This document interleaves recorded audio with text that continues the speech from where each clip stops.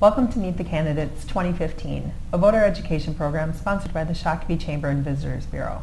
My name is Angie Whitcomb, and I'm joined today by Jordan Olson, who is running for Shakopee City Council. Jordan, thanks for being here today. I appreciate it. Thank you. To start off, why don't you give our audience members at home a brief introduction about yourself and why you're running for office? Okay. My name is Jordan Olson. I'm 28 years old. I've lived in Shakopee almost my whole life. Let's see, I graduated in 2005 from the old high school here in town. Mm-hmm. Let's see, a little bit of my personal career. I've been a cook at Turtles Bar and Grill for over 10 years now. I'm also a karaoke host every Sunday night at Babe's Place.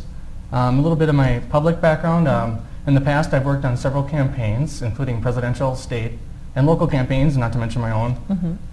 Mm-hmm. I was, from 2013 to 2015, I was the secretary of the Scott County GOP. I have since become a Shakopee Public Utilities Commissioner, and that just started last year, and I'm about a year and a half into it, and I got about a year and a half to go. So Great. That's me. Well, good. Well, welcome. So, Jordan, in your opinion, what is the most pressing issue facing Shakopee in the next year, and if elected to City Council, how will you work to address that?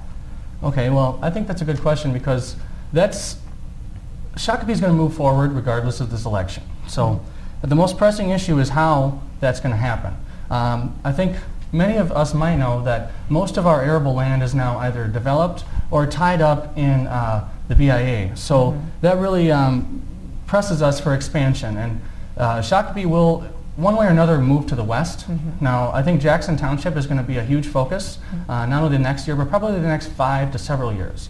So I think a big pressing issue is going to be putting a water tower out there somewhere on the ridge and getting infrastructure. I'm talking pipelines here. Power lines, pipelines. We need to decide whether or not they're going to be overhead, underhead, and decide exactly how these frontage roads are going to be laid out as well as residential roads. That's, I think, going to be a huge issue in the next year, to next 5 years even. Sure. So if you are elected, Jordan, to the council, what 3 concrete actions will you take or support to support or enhance the health of the business community? Okay. I believe to help business come to Shakopee, we can highlight a stable yet consistent tax rate.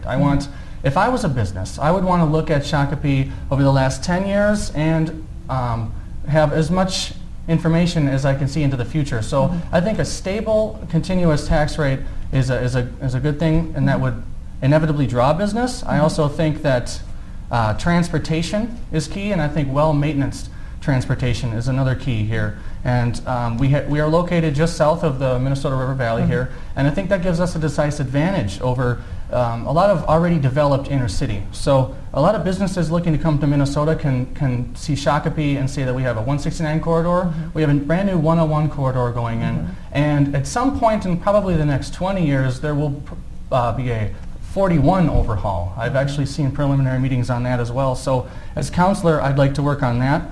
And third and finally, I would like to highlight the fact that we have the 169 and the 101 corridors. The 101 corridor is, of course, the older of the two of them. So it starts closer to Savage there, and we get Valley Fair. You come in through downtown Shakopee. There's many opportunities for businesses that have come and gone, and there's more for the future. So I'd like to highlight that, and it goes all the way out, if you keep taking it, to the Renaissance Festival. Now the 169 corridor is another huge transportation point, which is, again, transportation is key here. Yes. And that's what I wanted to do, make sure that our connections are good, and how shall I put it, the traffic flows as easily as possible, because that's what business is going to be looking for. They're going to be looking for distance to and from their freight positions, and they're going to be looking at traffic studies. I would anyway. So those are 3 things. Again, stable tax rate, transportation, maintenance, and highlighting of the fact that we have such great transportation. Great.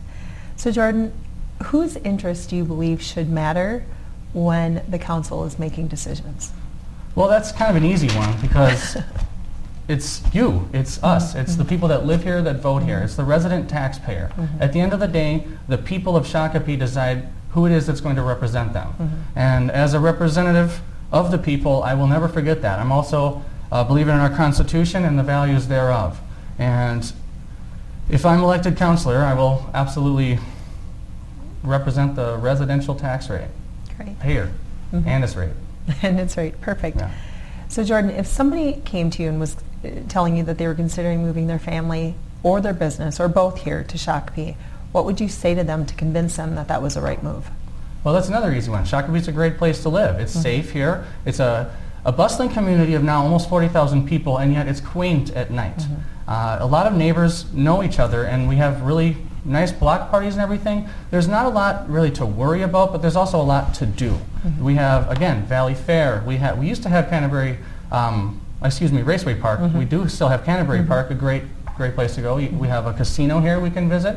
The Renaissance Festival. Many attractions happen every year. We're actually one of, as far as tourism goes, we're one of Minnesota's best places to go. We also have a very nice standard of living here. People tend to make good money out here. They tend to live well out here. Scott County presents us a little bit of less taxes than the inner counties, so that I think is a great reason for people to want to move here. And what's going to come is more housing and more commercial industry. So I would I would just recommend all those things and highlight them to anyone looking for a place to live. Great. So Jordan, to wrap up this interview, why don't you tell our viewers at home why you're the best candidate for this job? Why am I the best candidate for this job? Well, I'm young and I have a lot of energy. One way or another, I'm still going to be going to these meetings, and I'm still going to be doing everything I can to be involved in this community and to make sure that the people are heard and represented. And regardless of this election, one way or another, I'm just going to keep doing what I'm doing. So I have a lot of energy and I have time, and I plan to live here for quite some time. So if the people should choose to elect me, I would absolutely represent their best interests, keeping their taxes low, keeping industry flowing, and infrastructure maintenance. That's a key thing too. So if the people of Shakopee decide those are good things, I'm your guy. Great. Jordan, always a pleasure to talk to you. Thank you for being here again with us today. Thank you. And thank you for watching at home this edition of Meet the Candidates 2015.